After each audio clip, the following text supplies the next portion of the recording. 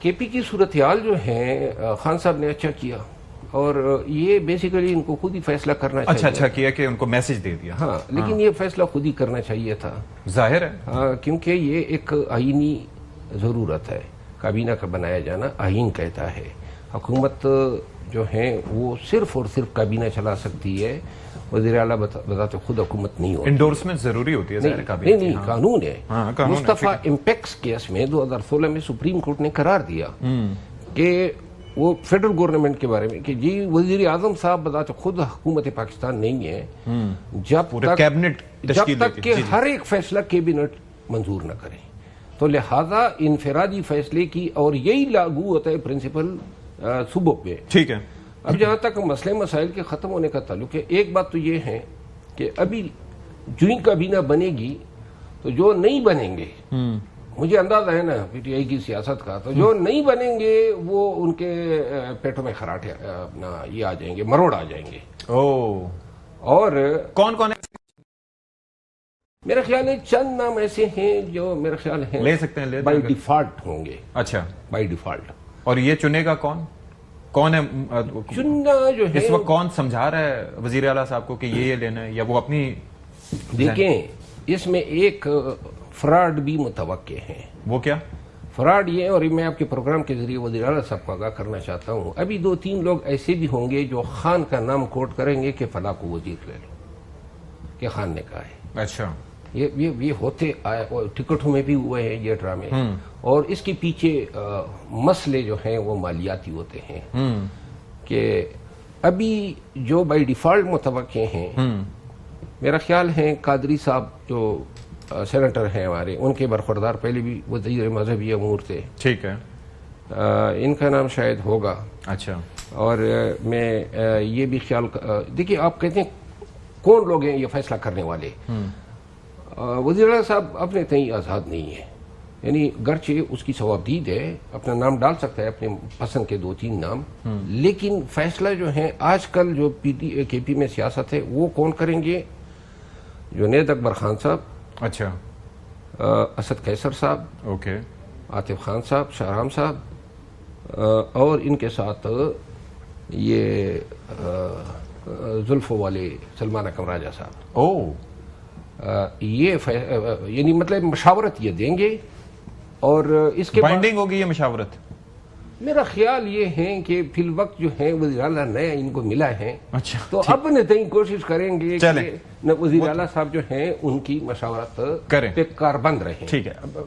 ایک چیز بتائیے کہ یہ جو مشاورتی عمل ہے یہ انہوں نے تذکرہ کیا علی امین گنڈاپور صاحب کا سنا ان کے لیے بڑے پیغامات آج کل بھیجے جا رہے ہیں اوپر سے کوئی پیغامات آ رہے ہیں اور دوسرا وہ کیا ہیں اس مشاورتی عمل میں کچھ کیونکہ وہ وزارت اعلیٰ سنبھال کے گئے ایک تھوڑا ایکسپیرینس ہے.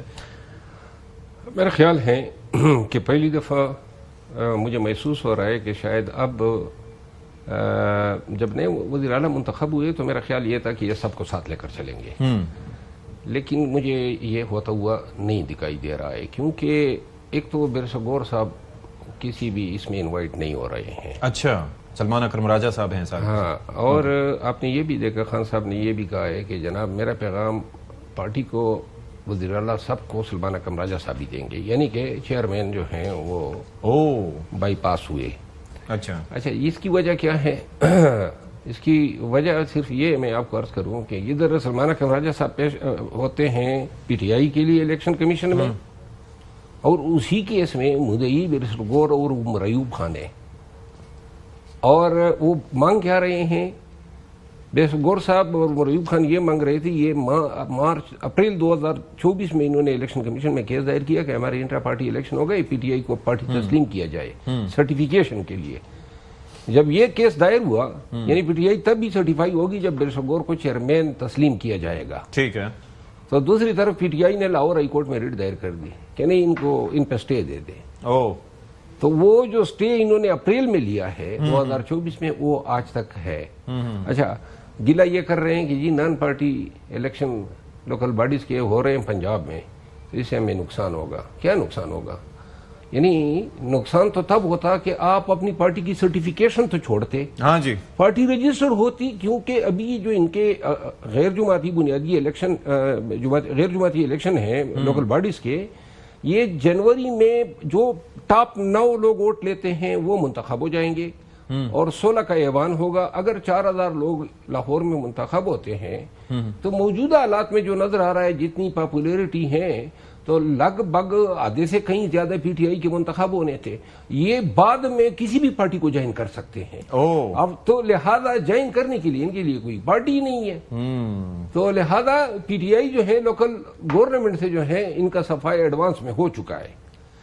اب خیبر پختونخوا کی حکومت کا جہاں تک افہام و تفہیم کا تعلق ہے، افواہوں و تفہیم سے ہٹ کے ایک اور چیز بھی ہے نا کہ اب کس بات کی دیر ہے؟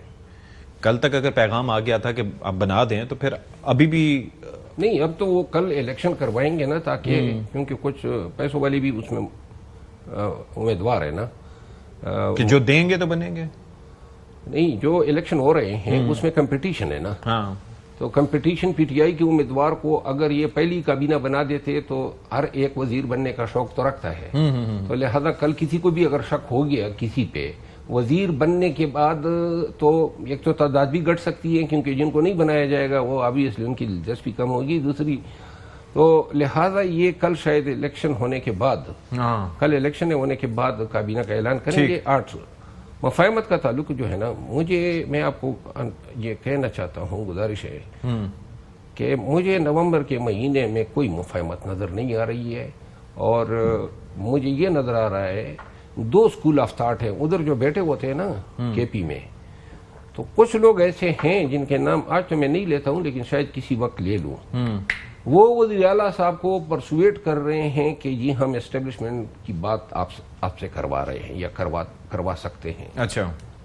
اور ایک اسکول آف تھاٹ وہ ہیں جو کہتے ہیں کہ نہیں جی گلی نہیں کرنی ہے.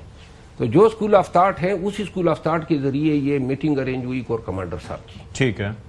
اب آنے والے وقت میں دیکھا جائے گا، کیونکہ خان صاحب سے جو ملاقات ہوگی اس کو تو ڈائریکشن اس کو تبھی واضح ہوگی کہ کرنا کیا ہے، کہ میں نے کس لائن پہ مطلب راسخ العقیدہ ہو کے چلنا ہے. ٹھیک.